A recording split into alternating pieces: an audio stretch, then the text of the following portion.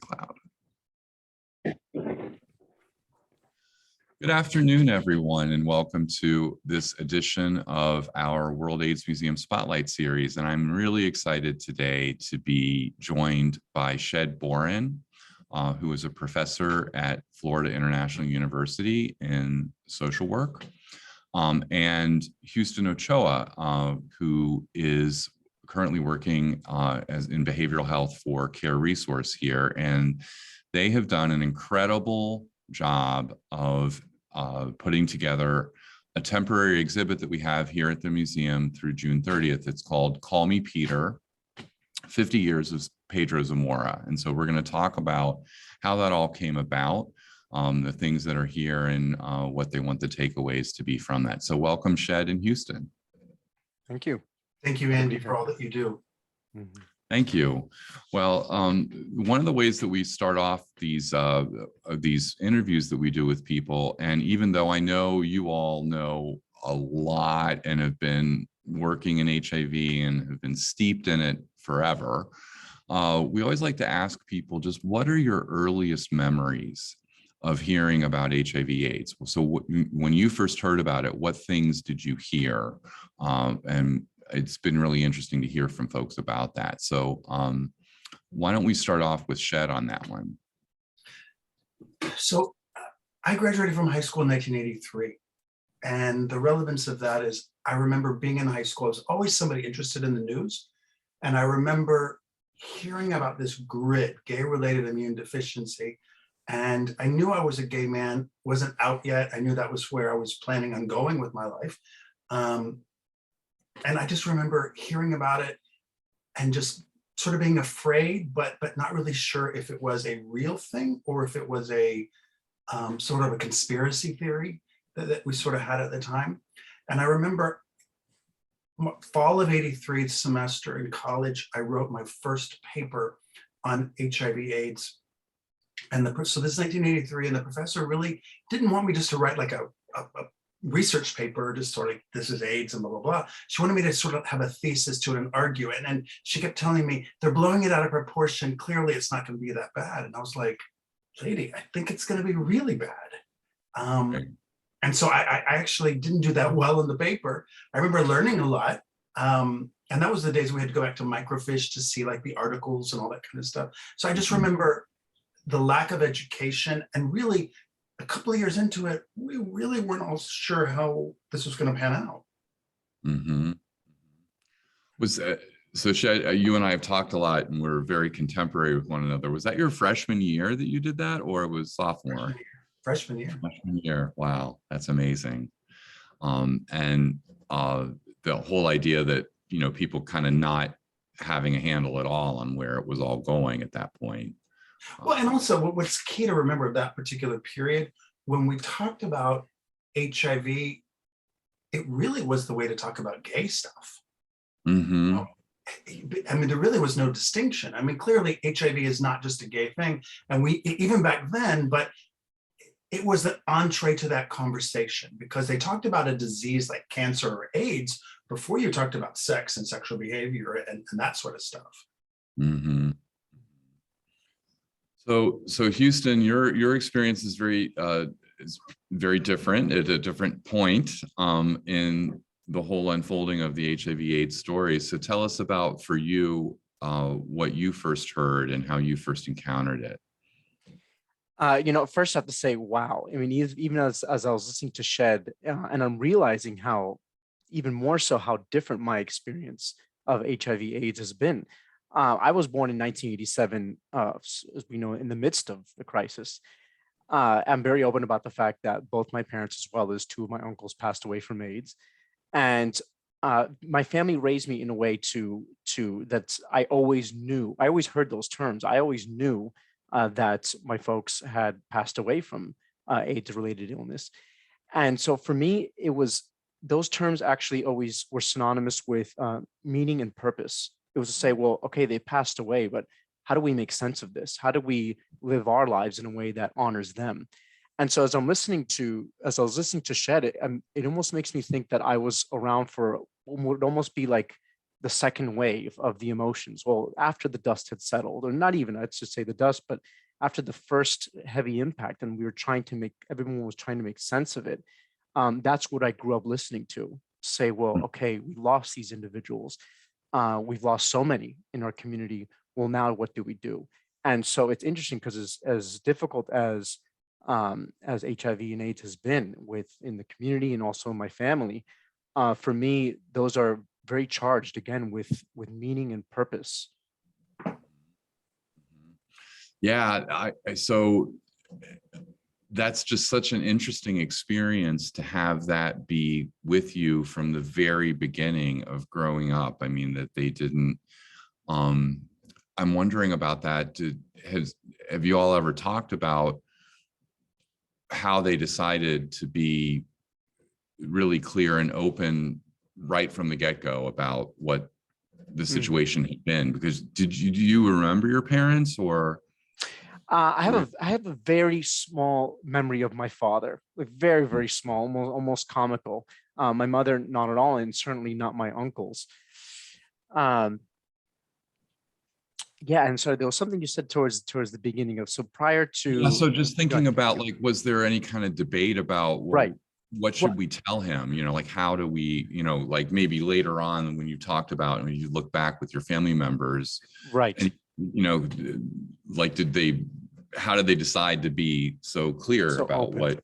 Right. Yeah. And one thing that I'd say I was very fortunate, especially in contrast with we know is so rampant in so many Latin communities, and a lot of around the secrecy around AIDS and HIV, and even homosexuality. So that there's a secrecy that has to be involved. And my family thankfully never had that. And I think that played an integral role. The fact that even growing up, there was this idea of, doesn't matter how young this person is, we're going to share with them what they feel they're ready for. And so there's degrees of truth, as we know. It's not necessarily a truth or a lie. So to say this person at 4 years old can understand this, this child at 8 years old can understand this. And that's where I go back to say there was never a time where I felt like there ever had to be this disclosure that this is how my parents passed away. These terms were always something that I was familiar with, and my understanding of them, of course, grew as I matured and understood the impact, not just on my own family, but the greater community. Mm-hmm.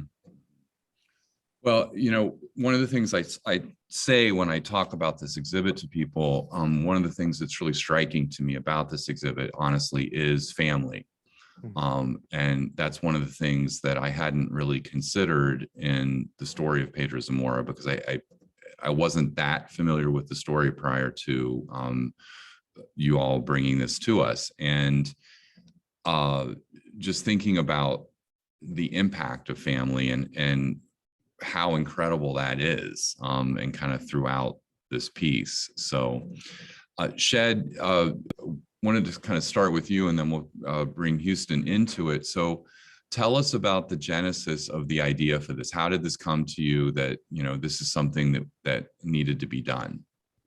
So I guess you could say this story starts 35 plus years ago, when I was in social work school, and I remember listening to my professors explain to us their background. So in other words, this semester, we're going to be learning X, Y, and Z, and this is my experiences and all of this. And I always thought it was so cool because these professors had like 3 to 5 years of real world experience working with different populations, right?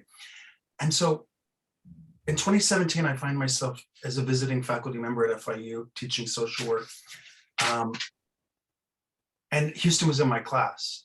And so the very first class, it's like, okay, this is my background, this is what I've sort of done throughout my year, et cetera, to sort of put it into perspective, but people also understand this is where this guy's been. If I'm interested in this, that he can help me get here, that sort of stuff. And Huston approaches me and he says, there were really two things that were happening simultaneously at the same time. One is Huston approaches me and says, tell me about AIDS in 90 and 91. And it was this pointed question. And it turned out he wanted to know about what was the atmosphere in Miami like for people with HIV in those years, because that's when his parents had died.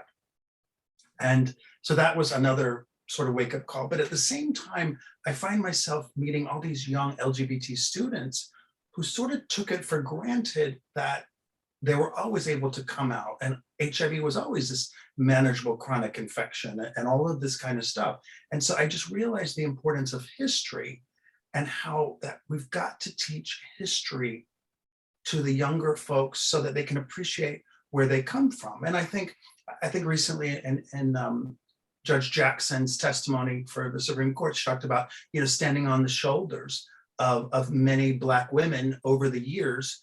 She's not the first Black woman that is so brilliant to be on the Supreme Court. She's just the one that finally gets elevated to the stature. And so she really is representing a lot of women that have gone before her. And it's not like I wanted people to think about what I had gone through or what my contemporaries had gone through. I just realized the importance of people understanding how many wonderful people were lost and how difficult their lives were. Because remember, at this time, when it started, you don't even know what it was. You just knew that you got something and you were getting sick all the time. And, you saw, like Houston's father, for example, what was a hemophiliac. And yet, people were saying, okay, he's gay, he's just not out. That was the world that he sort of came about, even no matter how much you can prove you were hemophiliac, because sexuality wasn't talked about, it wasn't labeled like it is today. It was I guess I would say I was too stupid to realize how discriminatory people were, because I just kept plugging along. I didn't care. It was like, okay, fine, I'm a queer and I'm going to hell, okay, fine. I need some help here. I've got some people who need some services. So I really wanted people to understand the history of it. And Peter was somebody that I knew well. As you know, the title of it comes from, Call Me Peter, comes from the fact that when I moved to Miami in 1991. And my sister had mailed me the article that was in the Wall Street Journal. She just taken a little clipping of it. And she said, you ought to meet this kid. It sounds really cool, Pedro Zamora. And it was this 1991 article on the Wall Street Journal, the most conservative newspaper in the country, right? My sister's a CPA. It was like the CPA's newspaper. And I was talking about how this young kid found himself HIV positive at a young age and was determined to go out into the schools to make a difference. And so when she mailed me the article, I thought it was interesting. And it just so happened to be the next day I was going to go to Body Positive to start volunteering for the Wednesday afternoon support groups. And so the next day I met Pedro and I said, hi, Pedro, I'm Shed. And then he goes, call me Peter. And everybody who really knew Peter, he was not Pedro Zamora. Pedro Zamora was the name that MTV sort of ethnicized him with. But, he was Peter. He was very Cuban, but very American spirit through and through. And so I really wanted people to get a chance to know him. And, when you really stop and think about his life, his experiences, here was this beautiful young man who died at the age of 22, and he made a mark on society. How many of us live to be 100, never making a mark on society? And then as you delve into the research of his life and you realize here was a kid who graduated from high school in 1991, but the year before he found out he was positive. So he was in high school. The amount of isolation that had to be going through this kid's mind, it was not something that was talked about.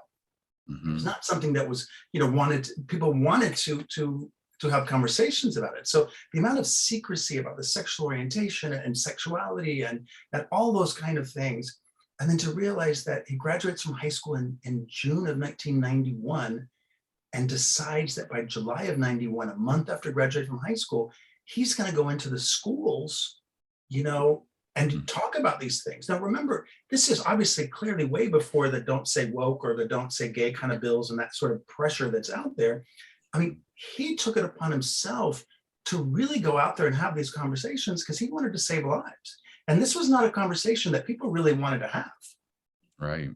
And so I'm really super impressed with his life. And I want people to see that. Yeah, no, it's a really impressive thing. One of the things that we have here is a binder that's about that thick, as you know, Shed, of course, of thank you letters, and it's just thank you letters from places that Pedro had spoken over the course of the time between 1991 and 1994 when he passed away. And it's just so humbling. I mean, there's things on White House letterhead, there's things on, Health and Human Services, just all these different things. And so that's really an interesting piece of it. So Huston, how did you come into this and get involved in it? Because you've been really a very important piece of this. You did an art installation for us. Tell us about that whole process. Well, I too will go back to not back 35 years, but to that moment that I had that conversation with Shed in the classroom. And so really there, I think that's where Shed saw that I had that sincere curiosity and interest beyond my personal experience, but to really understand the community at large, which of course included Pedro. So that, I think that conversation really started my understanding of HIV and AIDS on a much larger scale. And so really my conversations continued with him there. My relationship with Shed continued. And so he welcomed me into this project. And I think he trusted me to see Pedro's life on both the larger scale, the impact that he had, as well as on the personal level. And so again, he trusted me to say, let's find a piece here that captures it all together. And I will say it's a little bit daunting to capture somebody's whole life, like Pedro Zamora in this one piece. And what I enjoyed about the project so much was the chance to reflect on not just Peter's life, but the way that we could do so with everyone's life. And when we think of everybody that we lost within this community, we say, what life did they live? What did they actually get a chance to fulfill here? What about the portion of that has been since then, these years that they've been gone, honoring all of those people who've been grieving. And then, of course, then there's looking forward to say, well, what could have been? Where would this story continue from there? Not just those that we had lost, like Peter, but then the community that we have seen grow, on basically in a way that's on their behalf, okay, that we can thank them. And we can say, well, even just the fact that we're having this conversation here is continuing Peter's legacy. So when we have this art piece, a way that captures all of that, every single portion of it, it really is an honor to do it. And I think the challenge that was meaningful in itself, which is to say that it should be complex. It should be difficult to capture somebody's life like Peter in one single piece. It's almost, you say, it's like a disservice at the same time as a necessity to be able to look and see and try to experience one person's life in just one sitting. Mm-hmm.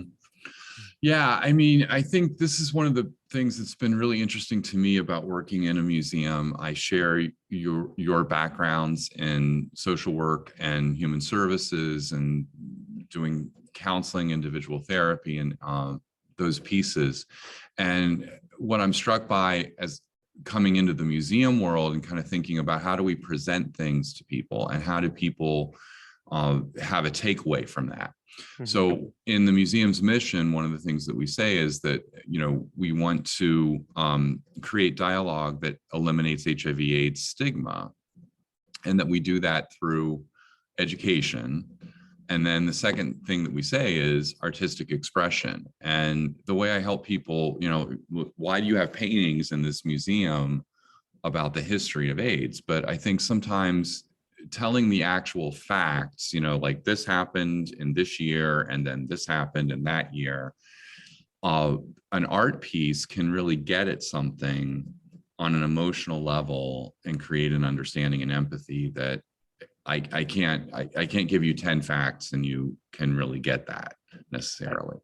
Mm-hmm. So there's this whole sort of interpretive thing that ends up happening as a result of that. And I'm going to really encourage people to come to the museum in person to see the piece and kind of experience it the way that it's presented, because we were intentional about how we placed it, at what point we placed it, and just trying to get people to think about that. So But what's more beautiful, the most beautiful thing to me about that particular piece is it honors the 22 years that he lived on this earth, but it also recognizes the loss that has occurred.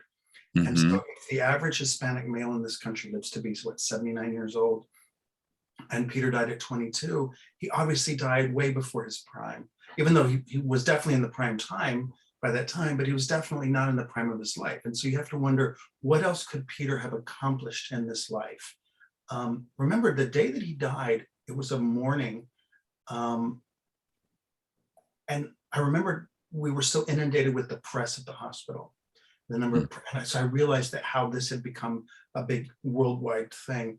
And then I remember watching the news that night. Remember, the news then was like significant 30-minute chunk at the end of the day, as opposed to now that it's like this 24/7 thing.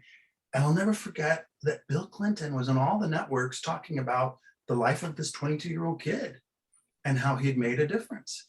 And so, you stop and think, the president of the United States knew who he was, talked about it, went on camera to talk about the significance of this poor young man's death and his life. And I think what's beautiful about Huston's piece is that it captures what was there and all of the potential that was there that was lost or not really fully realized, but also the amount of pain from family and friends. Because I have to tell you, what I've learned the most from doing this exhibit and the one I did at Coral Gables right before that was looking at the concept of loss. And originally, I was 100% motivated to do something to remember the wonderful people that I knew. And there were lots of people that I basically held their hands during some difficult moments of their lives, if not the end of their lives, right? And so you had all these difficult moments. And I wanted people to remember or to know who these people were, that they touched my life, that they touched other people's lives, that they were some really good, brave people. But then at the same time, I realized, wait a minute, we were brave too, because this was, we weren't sure what was happening always with this process and disease. And then you look at all of the family, like you look at Millie and her father, Peter's father and sister. And, the father has, very end of life challenges and doesn't always seem to be cognizant of what's around him. But yet in his bedroom, there's a portrait of Peter laying above the bed. And this man who doesn't have all that much, cognitive communication with the world today, he still remembers his son. He's still, there's this connection that he has. And so it's not just that Peter's been gone for 28 years, because Peter would have turned 50 this year. But at the same time, it's the lasting impact. And yet that horror and trauma will continue because, until he's 70, until Peter, in 29 more years, when Peter turns 79, and that would have been an expected lifespan. And loss is always hard, but loss according to plan is not as hard as, cut down in the prime of your life at 22. Yeah, absolutely. And that is a lot to process. And I think that that's the power of the piece, is that it helps people get at that on this unspoken kind of level. It's on a very felt level with it. So we've only got a few more minutes, but I wanted to ask you both, as you think about looking at the exhibit, what's one piece that sticks out for you that you really want people to know about, or one aspect of it that you had? So we'll start with Huston on this one, and then we'll come back to Shed. Something that struck you in it that you want to highlight for people. Right. Well, for me, what sticks out is I love the journals. I love his personal writings, because here, what's our first impression of Peter for most people is this larger than life person. Okay. We of course understand that he was in the real world. There's all the newspaper clippings, the footage, all of these stories of Peter. Okay. But then who was the real Peter? How did he see himself? And so there's this tremendous contrast between this larger than life image and then the human being, Peter. And I think journals have a way of capturing that person the closest way possible. And I think that's what's so beautiful about the exhibit, is that we can offer both in one setting. Okay. And Mhm. even to stand back, what I would hope for everybody to do is to really, even after they digest everything, both the news articles and his journals, to really stand back and feel what he must have felt while he was processing his own feelings, but then also realizing what his life purpose was, what this image that he was portraying, what his life was about, how other people contributed to the image. I would imagine, for who he was and what he was standing for, realizing that he was part of this movement, that there was something beyond him at that point. So his name stood for something that maybe he of course identified with, but was really everything of about how he felt. And so I would want people to really even imagine themselves in Peter's position, while as he processed these feelings himself, but then dedicated his life to something so important. I feel like the journals have a way of bringing us closer to Peter the way he saw himself. Yeah, yeah. I mean, like, what an incredible gift to be able to see someone's inner thought process that way. I Exactly. think that, it's really striking, and I notice that as people come through the exhibit, as they look at the walls, and they're reading, and then you see this sort of light bulb Mhm. that they oh my gosh, this is his actual writing. This is actually what he was thinking at that time, which makes it really incredible.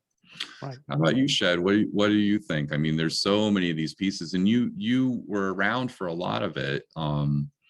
What are the things that you think stick out, or that you want people to appreciate? You know, so much of what people are seeing is actually narrated and curated by Peter himself, because today we have Facebook and Instagram and all this kind of stuff, right? And remember, yes, this was the MTV generation, the music videos, where a song couldn't just be a cool song; it had to have a cool image and package to the song, right, with the video. And Peter knew the power of that technology, and so when you look at what's right behind you, the book that's his scrapbook. It's really like his initial Facebook page, and here's the postings.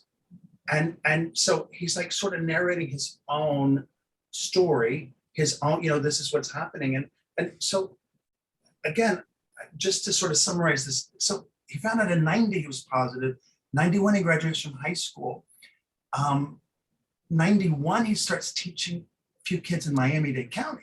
92 he starts going a little bit beyond Miami-Dade County, because he was speaking at AIDS conferences as this young kid who was impacted by the disease. 93 became a little bit more, but 94 was the year he went on MTV and the year he died. And so really, he only became in the public eye, meaning the United States and globally, for the last year of his life.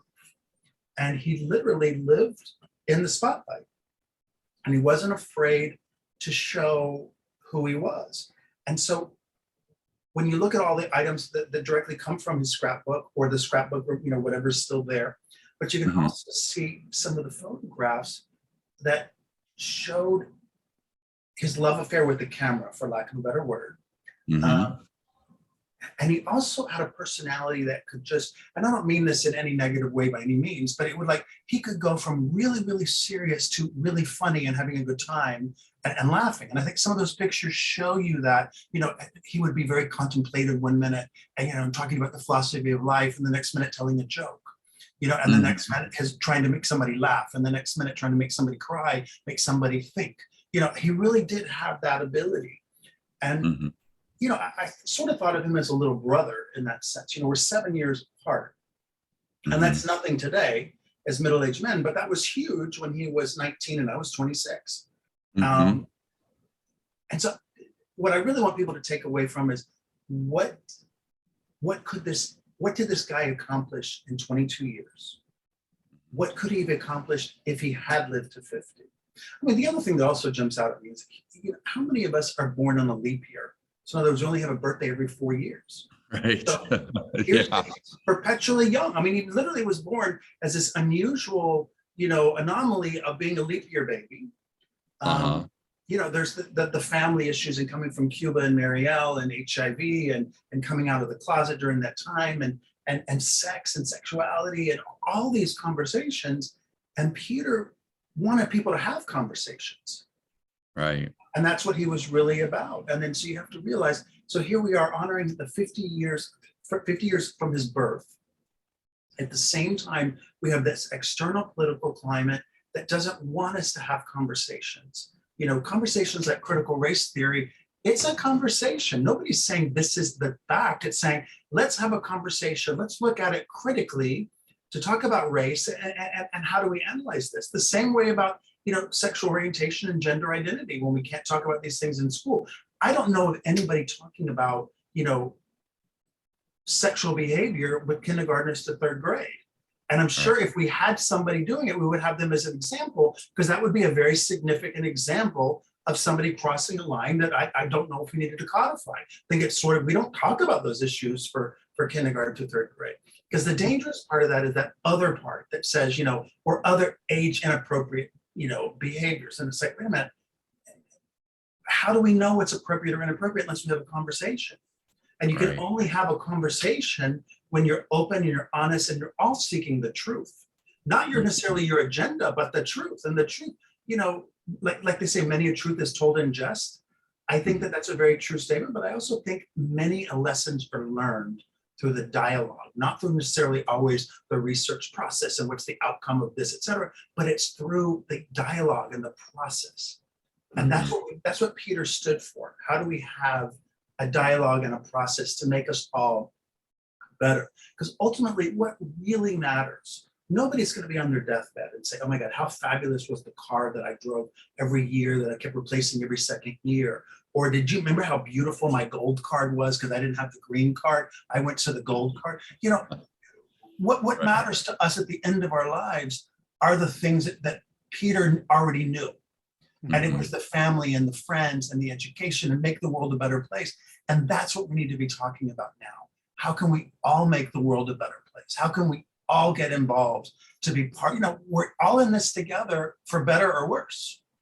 So let's make it work. Let's all strive. As Rodney King said many years ago, why can't we get along? And the last thing I want to say on this is that if you remember, the beginning, when AIDS really started, we were basically asking for tolerance from society. Well, please just tolerate us. I know you think I'm going to hell. I know, but we need this service for this person. We need this. Please, we were begging for tolerance. And at some point we sort of, wait a minute, let's beg for equality and acceptance. And I think what's beautiful about the moment we're living in now is that we're truly on the cusp of figuring out how are we going to celebrate differences rather than just tolerate differences. And that's really what this era should be about right now, is how do we celebrate the diversity of a Pedro Zamora or a Huston Ochoa or an Andy Ruffner? How do we celebrate what we all bring to the table? And because that's what makes it all more interesting. Who would want to see a garden of just white roses when you could see a garden of a variety of colors, a variety of types, a variety of textures and sizes and the whole 9 yards? That's what makes a garden spectacular. Okay, I'm off my soapbox. No, it was great. It was great. No, I do think that that's one of the incredible things about this particular exhibit, is that people can really see how someone could do this, how you can see the evolution in his life.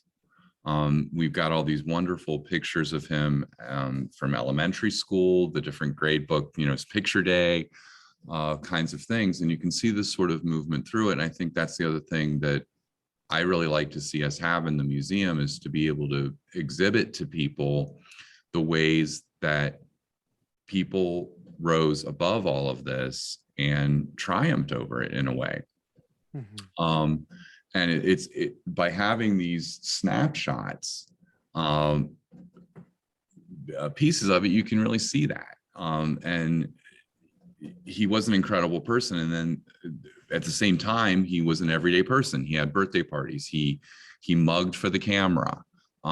He, did these different things. You can see how he thought and how he crossed out words. And we have several examples of speeches that he had done, that rough drafts where he, changed a word here and there. And I think that that's one of the really great things about it and why we're so happy to have it here. So as a final wrap up, to help people understand you all as humans, what we always like to end with on our spotlight interview is, what on earth, with everything else that you've got going on, do you do to re-energize yourself outside of the world of HIV/AIDS? So where do you, what kinds of things give you energy or peace or relaxation around that? So what kinds of things do you all do? How about you, Houston? What happens? Well, my answer is probably going to be short and sweet, but I'm a big family man. So I'm a family man. I'm a new homeowner. So there's, of course, a lot of time put into that.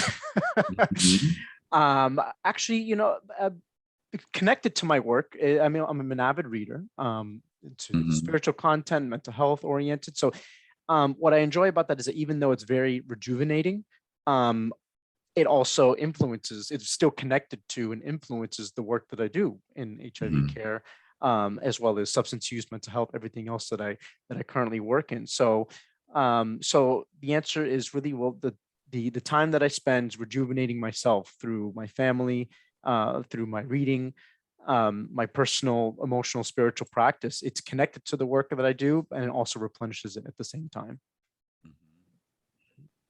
Wonderful. A very holistic kind of feeling to that. And I have to own the fact that I was never good at self-care. And when I started in AIDS care in the 80s, and I left full-time AIDS work in 2003. I used to always joke, there's no time to cry. And I remember sometimes one of our volunteers or a patient that was very special to us would die, and I would let my staff sort of cry a little bit. I would never cry, of course, but I would let the staff cry, and then it's, okay, there's no more time to cry. We've got to keep moving. And, I cringed that I did that, because I thought I was doing the right thing. Okay, yes, he was a special person, but there's 27 more out there today who need us. So what are we going to do? And so it took me a lot longer to realize the importance of self-care, because there is time to cry, and there is time. I honestly had no idea the amount of trauma that I was even carrying about so many of these events, and so many people that died, and conversations that I had, and they're sort of etched in my heart, for lack of a better word. And sometimes I really want to process them a little bit more, to sort of remember. I mean, because yes, it was hard, but I feel incredibly blessed that I was able to be there at moments. And now I really want to help tell the story. And one of the reasons that I was excited about Houston when he showed an interest in this particular topic, think about 30 years from now, what young person is going to talk about when their parents died of COVID and they went through all of these kind of things. And remember, no one pays you to do a good job. You get paid to do a job. You choose from your heart to do the good job. And I think that we need to motivate people to want to remember the lives of people, but also the impact that their lives had on other people. And so there were several students that I've had over the last few years that have lost parents to COVID or siblings to COVID while trying to go to school and better their lives, et cetera. And, you can see the toll that it's taking on them. And so I think it's really a matter of remembering, COVID will never go away. It will maybe not be as present in its form, but COVID, what we learned from COVID, just like AIDS, needs to remain in our hearts, because that's, these are the people that we knew, that we loved, that we cared for, and many of them died. And so it's really a matter of honoring other people. And when you honor other people, you're really celebrating us, ourselves, all of us.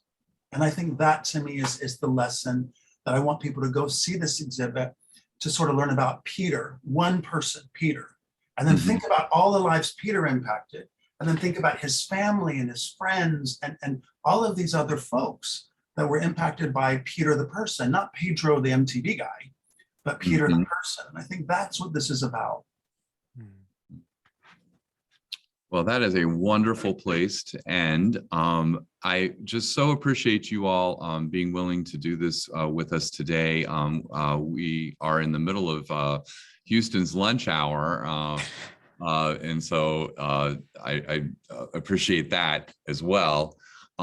This exhibit is up through June 30th here at the World AIDS Museum. We're in the Art Cert building here in Fort Lauderdale, and we're open Monday through Friday from 11 to 5. And I just want to thank you both for this incredible experience of working with you through this project. It's really a fantastic thing for the museum. It really helps us put our mission forward and helps to bring different audiences into the museum and really to understand the experience. So we appreciate that. So thank you, everyone. And we will see you the next time on our WHAM Spotlight series. Thank you. Thank you, Andy. Thank you so much. Thank you, Andy. Good to see you both. Stop. Oops.